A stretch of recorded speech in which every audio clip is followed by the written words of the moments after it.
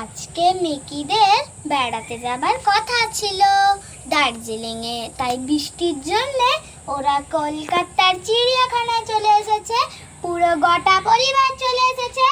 Mickey, তার মা, তার দিদি, তার পাপা, আর সেদিকে জলহস্তির কাছে তার দাদা দাঁড়িয়ে দাঁড়িয়ে দেখছে সিংহকে, আর এদিকে তার দিদি আর তার পাপা দেখছে উটকে আর গন্ডারকে। গন্ডারের খাঁচা ছিল বোল্ডার দিয়ে ঘেরা। আর মিকির মা সবাইকে লক্ষ্য রাখছে, বিশেষ করে লক্ষ্য রাখছে ওই মিকিকে। মিকি খুবই দুষ্টু।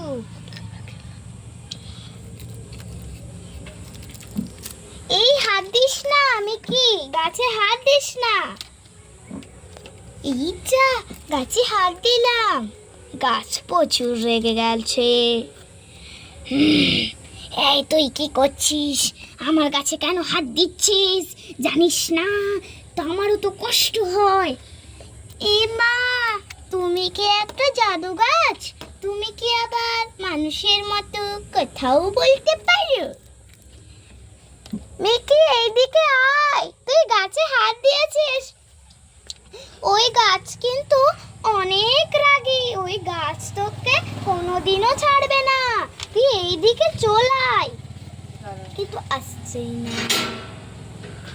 তারপরে ছাগল ঘাস খেতে শুরু করে, ছুঁই ছুঁই ছুঁই ছুঁই ছুঁই। তারপরে গরু ঘাস খেতে শুরু করে, ছুঁই ছুঁই ছুঁই। তারপর উট ও তারপরে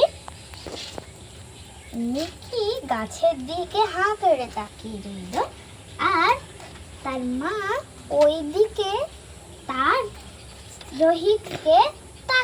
রোহিতের দিকে তাকিয়ে রইল, আর তাকে লক্ষ্য রাখলো যে সে তো একেবারেই দূরে, একেবারেই জলহস্তির কাছে। তাই জন্য সে তাকে লক্ষ্য রাখলো, আর কাউকে সে লক্ষ্য না রাখে। মিকি সেখানে উঠে দাঁড়ায়।